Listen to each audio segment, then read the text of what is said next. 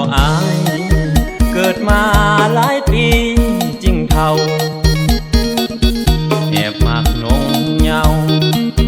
มัวเมาน้ำสาวสำน้อยถึงผมเปลี่ยนสี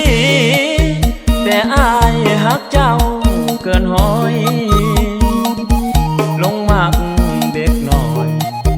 ต้องคอยเอาใจทุกวันอยากได้ยัง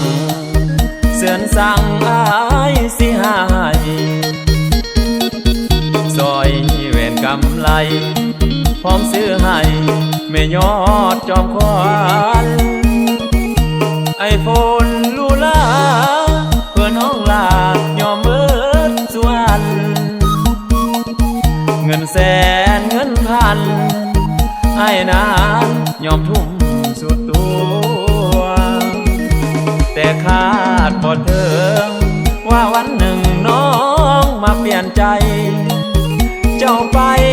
กับสายคนใหม่ขี้ใส่ใจคักแท้ทุนหัวอกหักซ้ำเท่าคือจังหน้ามือตามัวย้อนว่าเพ้อตัวไปมัวลงมาเด็กน้อยจังแม่นเสียใจคักเสียหลักตอนผมเปลี่ยนสีอยากห้องดังอีหลีแต่แห้งบ่มีพอน้อย